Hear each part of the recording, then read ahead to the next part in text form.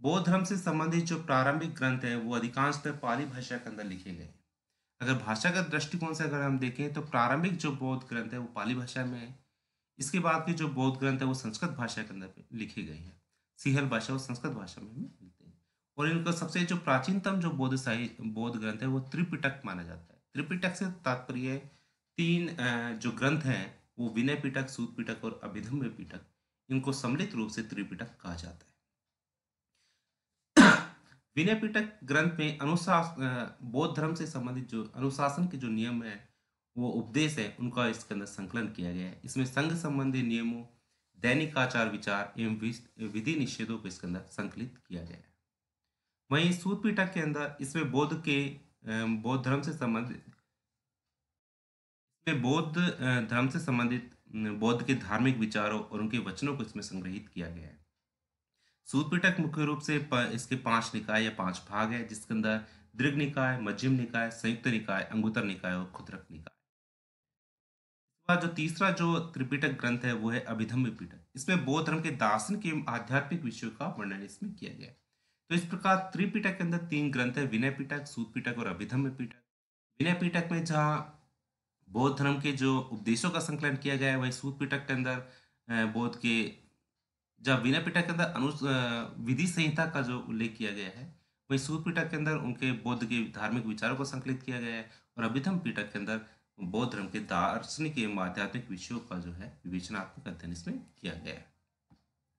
इसी प्रकार अन्य जो बौद्ध साहित्य है वो पाली भाषा के अंदर जो है वो जातक कथाओं के रूप में जातक कथाएं जो कि बहुत महत्वपूर्ण ग्रंथ माने जाते हैं। ये लगभग 550 जातक कथाएं जो कि पाली भाषा के अंदर लिखी गई है। जातक कथाओं में बुद्ध के पूर्व जन्मों की कुछ काल्पनिक कथाओं को इसके अंदर संकलित किया गया है। इसके अलावा मिलिंद पन्हु एक ये ग्रंथ महत्वपूर्ण ग्रंथ है बौद्ध साहित्य के अंतर्गत। इसमें एक यूनानी राजा मिनांडर और बौद्ध भिक्षु नागसेन के एक वार्तालाप जो है इसके अंदर दार्शनिक वार्तालाप को इसमें संकलित किया गया है।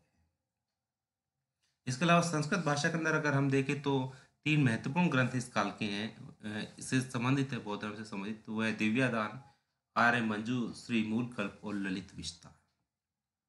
इसके अलावा सिंहल भाषा के अंदर महावंश और दीपवंश को इसमें सम्मिलित किया गया है। इसके पश्चात हम चलते हैं जैन साहित्य के ऊपर। जैन साहित्य को मूल रूप से आगम साहित्य भी कहा जाता है। इस आगम साहित्य के अंतर्गत 12 अंग, 12 उपांग, 10 प्रकीर्ण, 6 छेद सूत्र, 4 मूल सूत्र एवं अनुयोग को सम्मिलित किया गया है। जैन ग्रंथ मूल रूप से मागधी या प्राकृत भाषा के अंदर जो है लिखे गए हैं। इसके अंदर अगर महत्वपूर्ण ग्रंथों की चर्चा करें तो भगवती सूत्र, इसमें महावीर स्वामी के जीवन चरित्र पर प्रकाश पड़ता है। और इसी ग्रंथ के अंदर 16 महाजनपदों का भी उल्लेख किया गया है। आचरांग सूत्र, जिसमें जैन भिक्षुओं के आचार नियमों को संकलित किया गया है। न्याय धर्म में कहा, जिसमें महावीर की शिक्षाओं को इसके अंदर संकलित किया गया है।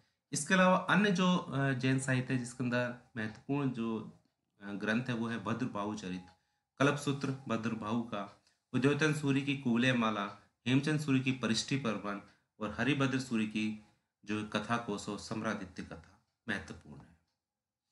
इसके अलावा कुछ जो धर्मेंद्र साहित्य है इसके अंदर ऐतिहासिक ग्रंथों के अंतर्गत उन ग्रंथों को रखा जाता है जिनके अंदर इतिहास की दृष्टि से अनेक ऐतिहासिक घटनाओं का समावेशन किया गया है। अगर उदाहरण के स्वरूप देखें तो इसके अंदर कौटिल्य का अर्थशास्त्र, कौटिल्य जिसे चाणक्य भी कहा जाता है, उसके द्वारा जो राजनीति शास्त्र का एक महत्वपूर्ण ग्रंथ है अर्थशास्त्र, उसको इसके अंदर सम्मिलित किया गया है ऐतिहासिक ग्रंथ के अंदर। इसके अंतर्गत अन्य ग्रंथों में कामंतक का नीतिसार, कलहन की राजतरंगी, जो मुख्य रूप से कश्मीर का हमें इतिहास की जानकारी जो है इस ग्रंथ से प्राप्त होती है। दंडी का दशकुमार चरित्रम, इससे दक्षिण भारत के संबंधित जो जानकारी हमें जो प्राप्त होती है। वागपति राज का गौड़वह, इससे यशोवर्धन के शासनकाल से संबंधित जानकारी, इतिहास संबंधित जानकारी इसमें प्राप्त होती है। सुद्रक का मच्छीकट्टनम और कालिदास का अभिज्ञान शाकुंतलम आदि ग्रंथों को ऐतिहासिक ग्रंथों की श्रेणी के अंदर रखा जाता है। अर्ध ऐतिहासिक ग्रंथों की श्रेणी के अंदर अगर हम बात करें तो प्राचीन भारत में कुछ ऐसे ग्रंथ भी रचे गए हैं जिनके उद्देश्य ऐतिहासिक नहीं थे, पर जिस मार्ग का उन्होंने अनुसरण किया उससे वे ऐतिहासिक दृष्टि से भी महत्वपूर्ण एवं उपयोगी बन गए।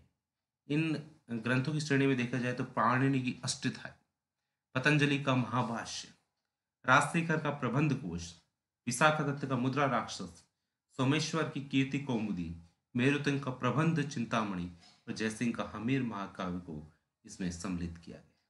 जीवनियाँ, जीवनियों से तात्पर्य यहाँ बायोग्राफी से है, न कि ऑटोबायोग्राफी। ऑटोबायोग्राफी का तात्पर्य होता है कि आत्मचरित्र लिखना, और बायोग्राफी का मतलब होता है कि किसी दूसरे के द्वारा जो है किसी राजा का पूरा जीवन चरित्र लिखा जाता है। तो यहाँ पर ये बायोग्राफी है कुछ, जिसमें बाण भट्ट का हर्ष चरित्र प्रमुख है, जिसमें हर्षवर्धन के शासनकाल से संबंधित जो जानकारी इसमें प्राप्त होती है। लगभग 7वीं शताब्दी का जो इतिहास का जो वर्णन है, अश्व घोष का बुद्ध चरित्र, जिसमें महात्मा बुद्ध के संबंधित जो जीवन से संबंधित जो जानकारी इसमें प्राप्त होती है। संध्याकर नंदी का रामचरित्र, जो कि पाल वंश के शासक रामपाल से संबंधित जो जानकारी इसमें मिलती है। जयसिंह का कुमारपाल चरित्र, ये सोलंकी वंशीय राजा कुमारपाल से संबंधित जानकारी इसमें देता है। पिलन का विक्रमांक देव चरित्र और जैन का पृथ्वीराज विजय आदि महत्वपूर्ण जीवनी ग्रंथ जो है इस काल के माने जाते हैं। धन्यवाद।